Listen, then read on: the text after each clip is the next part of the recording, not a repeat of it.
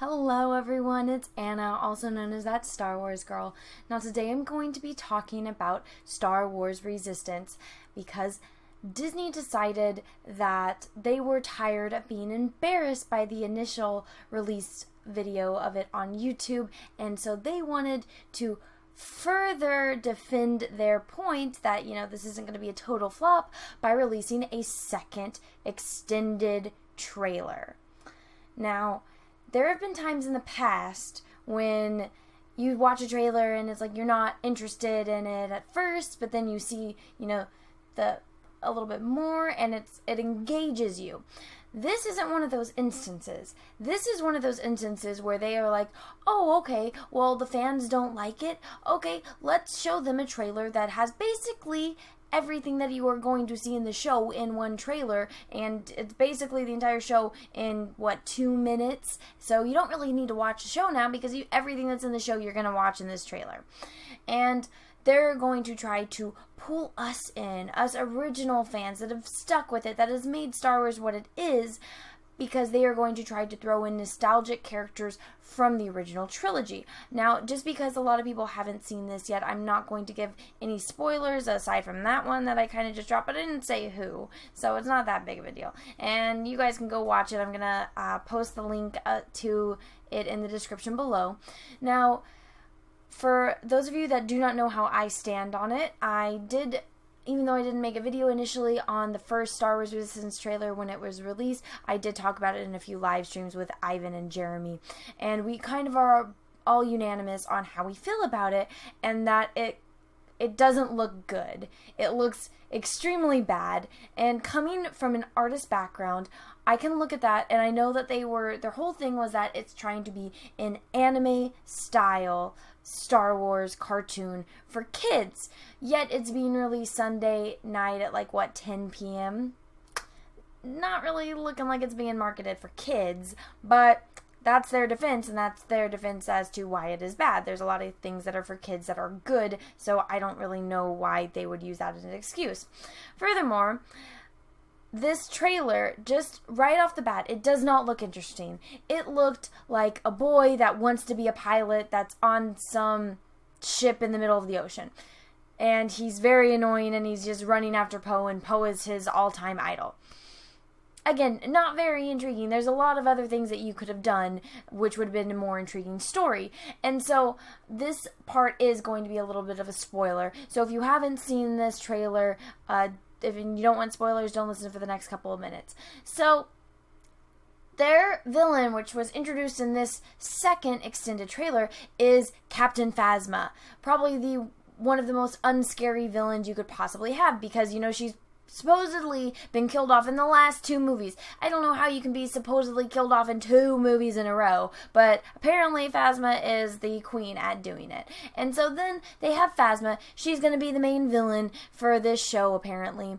And then you have now they're going to introduce not just Phasma, the silver stormtrooper. They have an all gold stormtrooper. If, the silver one wasn't bad enough, and the fact that it's all clinky and you can hear it from a mile away, which is not something that you want when you are on a battlefield. You don't want the enemy to know where you're coming from, but now they got a silver one. Whip-de-freaking-do. Disney, you are looking at a color palette, and apparently, silver and gold. Great for you. That's not the best idea when you are designing a villain that is going to be in battle. I don't think that shininess is the best idea, but you know what? You're not going to listen to anything I tell you anyway, but it's not a good idea, guys. You need to think about that when you're designing characters.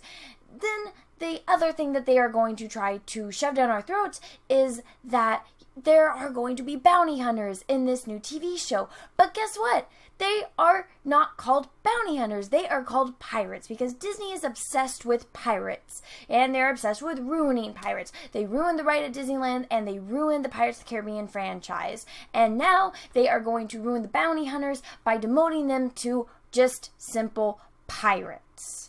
And they're going to bring in original trilogy bounty hunters to get us fans that have been with it for I mean, I haven't been around for the whole 40 years, but for the majority of my life, I have known who these original series bounty hunters have been, and they're going to try to use that to get us original fans on the hook to try to bring us back in. But again, if you are trying to aim this at kids, a lot of kids aren't going to know all the names of these original bounty hunters, and they are not going to recognize all of them. So you show the one main one that kids usually think is cool, which is Bosk. You have Bosk in here, and that's going to be your drive. That's the main villain?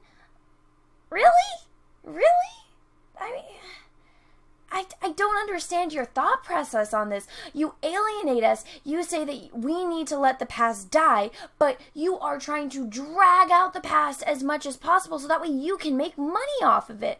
I don't understand your logic, Disney. It makes no sense. You accuse us of being sexist, misogynistic man babies that need to get over Star Wars, yet you are trying to reel us in with these characters that you know that we are nostalgic towards, that you know that we are invested in. I mean, there's expanded universe stuff on Bosk and the bounty hunters, and you are trying to bring that in, but then your whole thing is to let the past die. It doesn't make any sense. Neither does this new trailer. Neither does this new show. You're trying to cover up from the disaster that your first trailer did, which, let's look at it right now. Right now, it is at 12,000 likes to 139 dislikes. 139,000.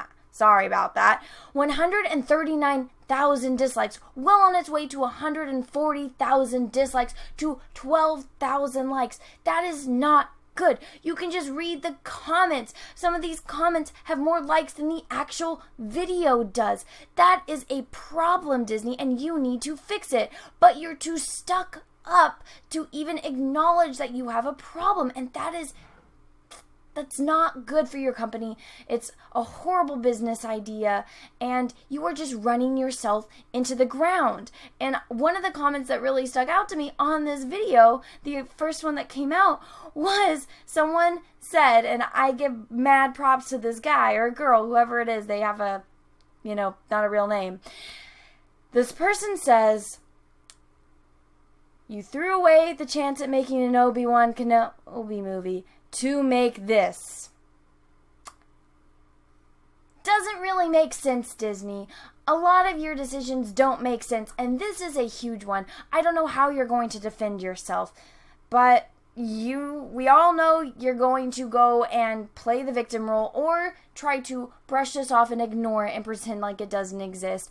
And you most likely are going to attack people like me and other people in the fandom menace because we don't like it and we're not falling for any of your narratives anymore because we are sick and tired of being pushed around, and we are sick and tired of what you are doing to Star Wars.